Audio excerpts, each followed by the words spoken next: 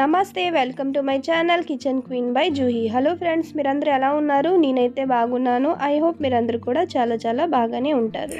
వింటర్కి అయితే మనము బాయ్ చెప్పుకున్నాము, ఇంకా సమ్మర్కి అయితే వెల్కమ్ చెప్పుకుంటున్నాము. అయితే బాయ్ చెప్పుకుంటూ వింటర్కి ఈ వింటర్ క్లోత్స్ మాత్రం పెట్టుకోవడానికి కొంచెం ఇబ్బందిగా అయితే అందరూ పడుతుంటారు. ఎందుకంటే మళ్ళీ 1 ఇయర్ తర్వాతే ఇవి తీయాలి. కాబట్టి మన దగ్గర ఇలాగా బ్యాగ్లు అయితే ఉంటుంటుంది. అన్నిటికీ మనము ఆర్గనైజర్ కొనాలి అనుకోనంతే అందరి దగ్గర అంత బడ్జెట్ ఉండదు. కాబట్టి ఇది బడ్జెట్ ఫ్రెండ్లీగా ఇలాగా మన దగ్గర బ్యాగ్స్ ఉంటావు కదా, షాపింగ్ చేసేటప్పుడు గిఫ్ట్ ఇస్తారు. దాని తర్వాత మన దగ్గర పాత్ బ్యాగ్స్ ఉంటావు కదా, అలాంటి బ్యాగ్స్ అయితే ఇలాగా యూస్ చేసుకోవచ్చు. అయితే చూడండి, ఇలాగ నా దగ్గర ఒక క్లాత్ బ్యాగ్ ఉంది. ఇంకా ఈ బ్యాగ్ కూడా షాపింగ్ చేసింది మన దగ్గర ఉంటావు కదా, దాంట్లో అయితే ఇలాగ నెప్థలిన్ బాల్స్ అయితే నేను వేసుకుంటున్నాను. ఎందుకంటే ఆఫ్టర్ 1 ఇయర్ తర్వాత కదా మనము దీన్ని యూస్ చేస్తాము. కాబట్టి ఇలాగ వేసుకుంటే బాగుంటుంది. ఇప్పుడు ఒక బ్యాగ్లోనైతే ఇదోటి స్వెటర్లు, షాళ్ళు ఇవన్నీ నావి, ఇంకా మా బాబు ఇంకా మా పాప అయితే ఇలాగ రెడ్ కలర్ బ్యాగ్లో పెట్టుకున్నాను.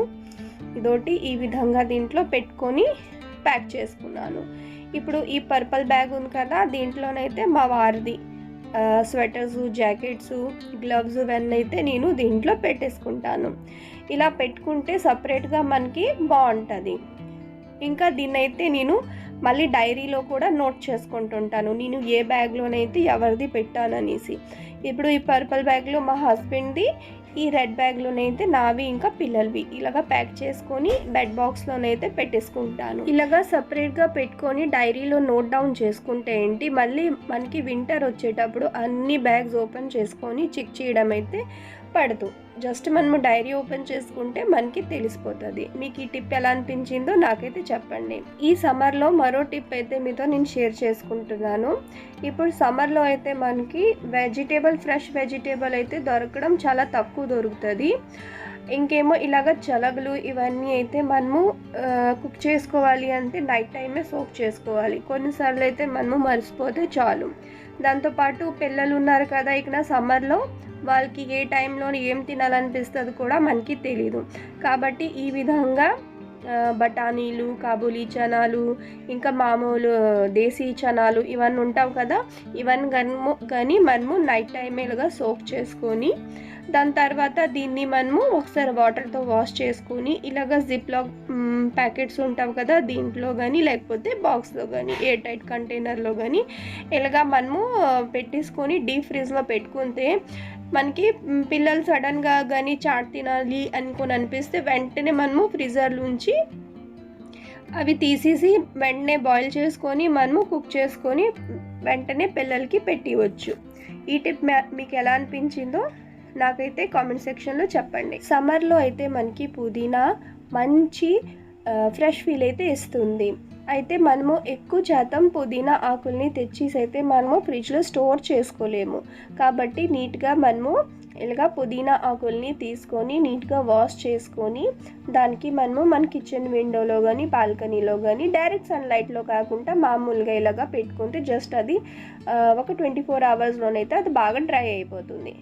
డ్రై అయిపోయిన తర్వాత ఇలాగా కానీ మనము ఒక జార్లో స్టోర్ చేసుకుంటే మనకి ఎప్పుడు కావాలంటే అప్పుడు మనము పుదీనా పౌడర్ చేసుకొని మనకి మసాలా చాచ్, బటర్ మిల్క్, రాయితా, మామూలుగా మజ్జిగ ఏం చేసుకున్నా సరే దాంట్లో అయితే మనకి పుదీనా ఫ్లేవర్ అయితే బాగా వస్తుంది.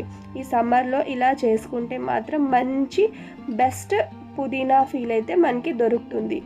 ఇంకా మీకు మసాలా చాచ్ రెసిపీ కావాలంటే దాని లింక్ అయితే నేను డిస్క్రిప్షన్లో పెడతాను, ఒకసారి చెక్ చేసుకోండి. నెక్స్ట్ వచ్చేసి ఆకుకూరలు. మనకు వచ్చేసి సమ్మర్లోనైతే ఆకుకూరలు అంతగా దొరికినా సరే చాలా వాడిపోయింది, లేకపోతే ఫ్రెష్గా ఉండదు.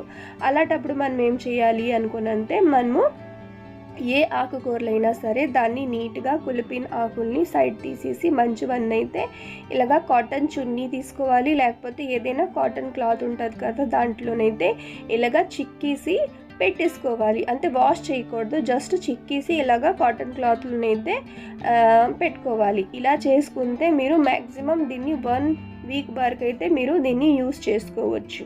అయితే ఇక్కడ నేను మెంతాకుని చూసారా, నాకు ఎంత అవసరం అంత తీసుకున్నాను. మిగతాది కూడా నేను ఇలాగా కాటన్ చున్నీలోనైతే ర్యాప్ చేసుకొని ఒక బాక్స్లో పెట్టుకొని దీన్నైతే నేను ఫ్రిడ్జ్లో పెట్టుకుంటాను. ఇప్పుడు నెక్స్ట్ వచ్చేసి సమ్మర్లో మనకి కిచెన్లో అయితే ఎక్కువ శాతం ఉండడానికి అనిపించదు. ఎంత వేగం మన వంట పని అయిపోతే మనము కిచెన్ నుంచి బయటకు వెళ్ళిపోద్దామా అన్నట్టుగా ఉంటుంది అనమాట. అలాంటప్పుడు ఇదొకటి చింతపండు. ఇది నేను ఒక 1/2 కేజీ 1/2 కేజీ చింతపండు నేను దీన్ని నానబెట్టుకొని ఇలాగా బాగా ఇలాగ వడగట్టుకుంటాను. అది మీరు చేయితో కూడా చేసుకోవచ్చు, లేకపోతే ఇలాగా మనకి జాలి ఉంటుంది కదా, జ్యూసెస్ గట్రా స్ట్రెయిన్ చేసుకొని దీంట్లోనైతే మీరు ఇలాగా డ్రైన్ చేసుకొని దీని పల్పులన్నీ అయితే ఇలాగా సైడ్ తీసుకోవచ్చు. ఇంకా ఈ తొక్కు ఉంటుంది కదా, ఈ తొక్కునైతే బిల్కుల్ జల్లొద్దు. దీంతో కూడా మంచిగా రీయూజ్ ఉంటుంది, అది నేను చెప్తాను. అయితే ఇవన్నీ చింతపండు పల్పునైతే మనము ఇలాగా తీసుకున్నాము. చూసారా ఎంత చింతపండు వచ్చింది, ఇంకా దీని తొక్క అయితే ఇలాగ వచ్చింది. ఇప్పుడు ఒక కళాయి తీసుకుంటాను. ఆ కళాయిలో ఒక 2-3 స్పూన్ వరకు నేను ఆయిల్ వేసుకున్నాను. ఇప్పుడు కొంచెం సాల్ట్ వేసుకుంటాను. సాల్ట్ వేసుకున్న తర్వాత ఒక 2 స్పూన్ వరకు అయితే నేను ఇక్కడ హల్దీ పౌడర్ కూడా వేసుకుంటాను.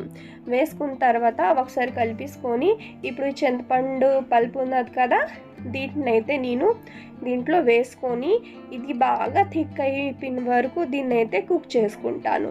బాగా థిక్ అయిపోయిన తర్వాత బాగా చల్లారబెట్టుకొని దీన్నైతే నేను ఇలాగా జార్లోనైతే వేసుకుంటాను.